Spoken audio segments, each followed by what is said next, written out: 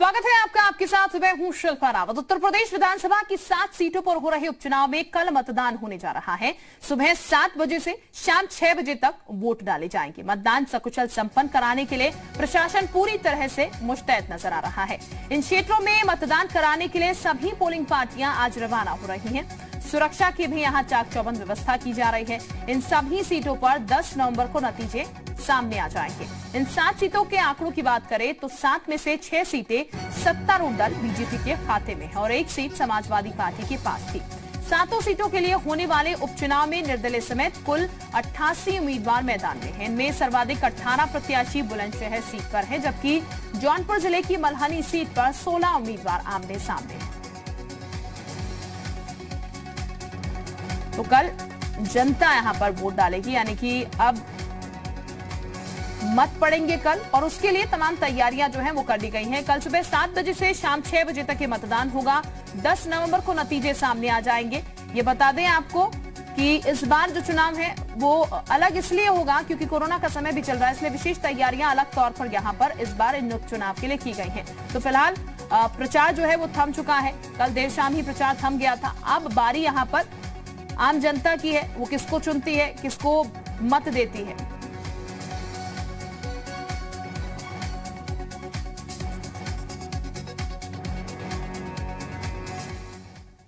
तो उत्तर प्रदेश के उपचुनाव के रण की तैयारियां पूरी हो चुकी हैं। कल 7 सीटों पर होने वाले मतदान के लिए अब पोलिंग पार्टियां जगह जगह से मतदान स्थल के लिए रवाना हो रही हैं। प्रशासन की ओर से सुरक्षा के भी चाक चौबंद इंतजाम किए गए हैं। फिलहाल 4 तस्वीरें आपको दिखा रहे हैं। फिरोजाबाद, जौनपुर, अमरोहा, देवरिया, ये 4 तस्वीरें आप देख रहे हैं। आपको बता दें पोलिंग पार्टियां रवाना हो चुकी हैं। व्यवस्थाएं जो हैं वो पहले से दुरुस्त कर ली गई हैं ताकि कल जब यहां पर लोग अपने मत का इस्तेमाल करने के लिए पहुंचे, वोट देने के लिए पहुंचे, तो फिर किसी तरीके की अव्यवस्था या फिर दिक्कत देखने को ना मिले। इसीलिए तमाम तैयारियां पहले ही प्रशासन की तरफ से की गई हैं, चाहे वो सिक्योरिटी पर्पज से हो या फिर कोविड की सुरक्षा के लिहाज से। तमाम जो गाइडलाइंस हैं कोरोना की, उनको देखते हुए यहां पर अपने मत का इस्तेमाल आम जनता करती हुई नजर आएगी। ये तस्वीरें हम आपको दिखा रहे हैं। 7 सीटें हैं जिनमें से 1 सीट एसपी की है और एसपी का कब्जा जिसमें से 1 सीट पर है। अब कोशिश यहां पर हर एक पार्टी की रहेगी कि उनकी तरफ से उनका प्रत्याशी जो है वो यहां पर जीतता हुआ नजर आए, लेकिन उससे पहले तमाम तैयारियां कर ली गई हैं। चुनावी सभाएं भी हो चुकी हैं।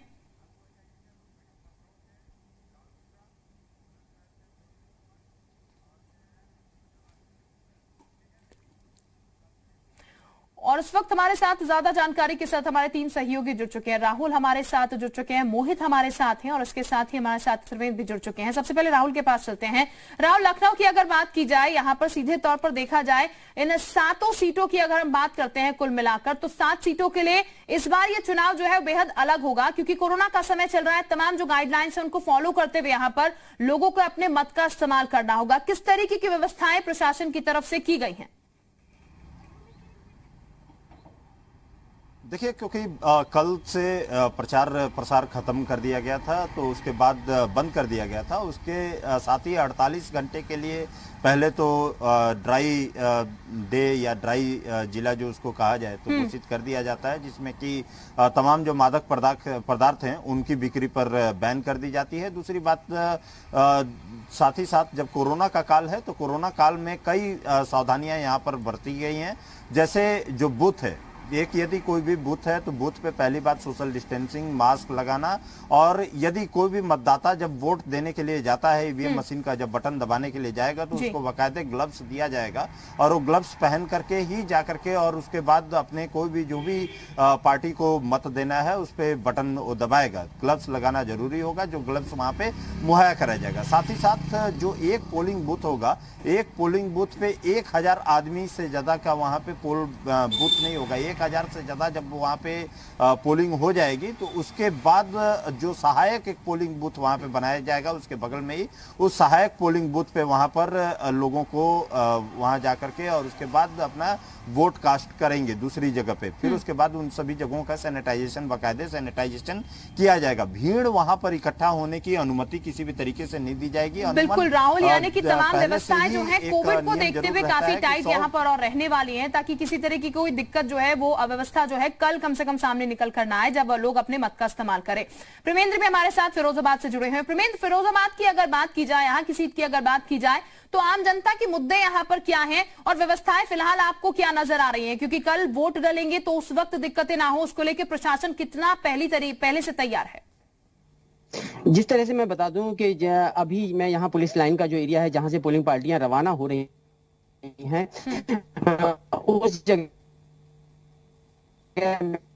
मैं यहाँ पर खड़ा हूँ तो इधर और मास्क माने कोविड-19 के नियमों का पूरी तरीके से पालन प्रशासन चाह रहा है कि वो हो, क्योंकि चुनाव आयोग ने जिस तरह से गाइडलाइन भेजी थी और उसी तरह से फिरोजाबाद की जो टूंडला विधानसभा थी उसमें 4 दिन पहले जो बुजुर्ग 80 साल के जो मतदाता थे और विकलांग जो थे उनको पोलिंग बैलेट पेपर के तरीके से उनके घर जाकर वोटिंग कराई गई थी। तो निश्चित तौर पर प्रशासन कोविड-19 को ध्यान में रखते हुए पूरी तरह से मुस्तैद है कि कहीं भी कोई किसी तरह की चूक न हो। यदि हम प्रशासनिक उसकी बात करें तो यहाँ 30 अति संवेदनशील बूथ हैं और 100 संवेदनशील बूथ हैं, जहां पर जिसमें से करीब 60 बूथ ऐसे हैं जहां से वेबकास्टिंग द्वारा चुनाव आयोग डायरेक्ट यहां की चुनाव प्रक्रिया को देखेगा। और यदि हम क्षेत्र की बात करें, अब टूंडला विधानसभा सीट की बात करें, तो यहाँ मेन मुद्दे जो हैं वो जनता के सामने सड़क, पानी और बिजली जिसको कहा जाए, क्योंकि यहाँ का कई एरिया जो विधानसभा का है, इसका टूंडला का वो बीहड़ी एरिया है और खारे पानी की मेन समस्या है। तो उन लोगों को लेकर कई जगह बहिष्कार की भी अभी जब चुनाव की डेट थी उससे पहले कई 1 दर्जन गांवों में बहिष्कार की भी घोषणाएं की गई थी, बैनर पोस्टर बैनर भी लगाए गए थे।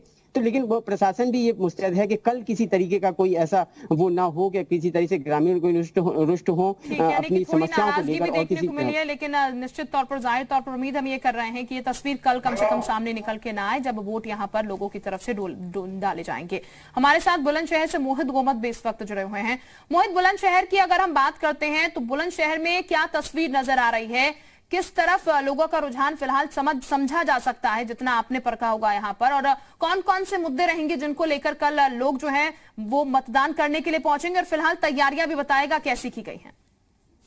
जी बिल्कुल, अगर बात करें वोटर की तो वोटर पूरी तरीके से साइलेंट है। अभी ये कह पाना बहुत मुश्किल होगा कि हालांकि रुझान किस तरफ है, लेकिन जो कल जिस तरीके से सभी पार्टियों ने अपना बाहुबल के साथ जो रैलियां निकाली, अपना रोड शो निकाले, उससे बिल्कुल साफ नजर आता है कि दोबारा जो जमीन पर धरातल पर कांग्रेस दोबारा अपनी जगह बनाती नजर आ रही है। वहीं दूसरी ओर किसान है, वो किसान बेहद नाराज नजर आता है वर्तमान सरकार से, जिसकी वजह से लगता है कि किसानों का रुझान वो अन्य पार्टी की ओर जा रहा है, जिसमें कि भाजपा जो पिछली सीट थी वो भाजपा की थी। भाजपा के से सदर विधायक वीरेंद्र सोही थे, जो कि दिग्बंध होने के बाद में ये बाई इलेक्शन कराया जा रहा है। तो कहीं ना कहीं भाजपा के लिए चुनौती है बुलंदशहर में इस सीट को दोबारा से ले पाना, क्योंकि जिस तरीके से जो वोट बैंक है वो कहीं ना कहीं नजर आता है। वही दूसरी ओर देखा जाए तो जो प्रशासन पूरी तरह से मुस्तैद है, लगातार जो पोलिंग पार्टियां हैं वो आज जैसे रवाना हो रही हैं, 5000 से ज्यादा सुरक्षा कर्मी पूरे चुनाव पर अपनी नजर रखेंगे। वहीं जो बात की जाए तो अति जो संवेदनशील बूथ है, टोटल 589 बूथ में से 70 बूथों को अति संवेदनशील बनाया गया है, जहां पर विशेष सुरक्षा बल तैनात किए जाएंगे, जहां से सीधी वेबकास्टिंग कराई जाएगी, जो कि सीधा चुनाव आयोग देख सकेगा, ताकि किसी भी तरह की कोई कमियां न रह पाए, कोई गलतियां न हो पाए। प्रशासन पूरी तरह से मुस्तैद है।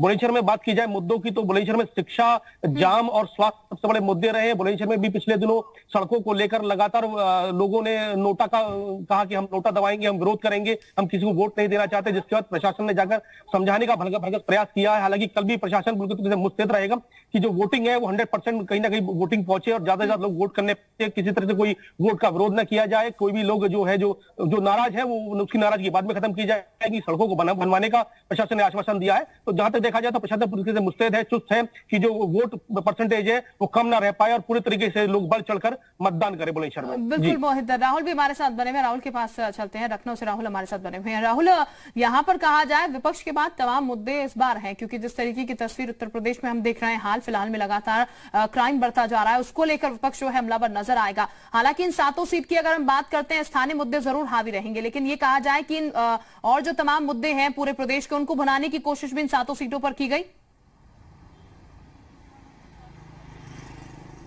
शिल्पा, आप सही कह रही हैं। सीधे तौर पे यदि कहा जाए कि ये 7 सीट जो है तीनों जो तमाम जो पॉलिटिकल पार्टीज हैं उनके लिए काफी नाक का सवाल होगा। और सीधे तौर पे क्योंकि 2022 में चुनाव में जाना है, उसके पहले ये 7 विधानसभा उपचुनाव यहाँ पर हो रहे हैं, तो इसमें सीधे तौर पे जो सत्तारूढ़ दल है या चाहे समाजवादी पार्टी जो विपक्ष में समाजवादी पार्टी है, कांग्रेस है और बसपा है, इन सभी के लिए एक सीधे साख का विषय होगा। यहाँ पे सत्तारूढ़ दल के लिए इसलिए होगा क्योंकि 7 में से 6 सीटें भाजपा के पास थी और भाजपा के लिए यहाँ पर प्रदर्शन को लेकर के कि यदि भाजपा का प्रदर्शन यहाँ पे खराब होता है तो जनता के बीच में और लोगों के बीच में ये जरूर धारणा बनेगी कि एंटी इनकम्बेंसी कहीं ना कहीं सीधे तौर पे सरकार के ऊपर हावी होता हुआ दिखाई दे रहा है। विपक्ष अपना खोया हुआ साख पाने की कोशिश जरूर करेगा, जिसमें समाजवादी पार्टी की जैसे हम बात किया जाए तो समाजवादी पार्टी जब सत्ता से विमुख हुई यहाँ से, तो आखिर में क्या खोया हुआ जनाधार समाजवादी पार्टी ने पाया है या नहीं पाया है।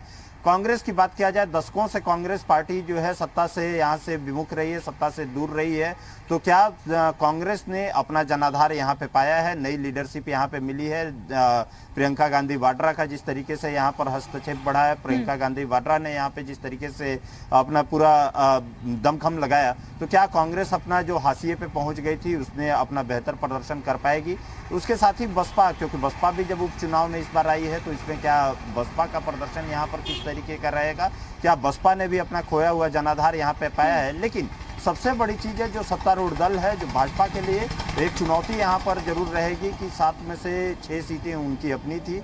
क्या उन 6 सीटों में से क्या विपक्ष यहाँ पे यदि सेंधमारी करके और यदि बिल्कुल राहुल, ये देखने वाली बात होगी क्योंकि हर पार्टी के लिए यहाँ पर ये नाक का सवाल बना हुआ है। कल जब जनता वोट करती है और 10 तारीख को जब नतीजे आएंगे तो जरूर ये पता लग पाएगा कि किस और हवा यहाँ पर चली है, कौन यहाँ पर से जीत हासिल करता है इन 7 सीट पर।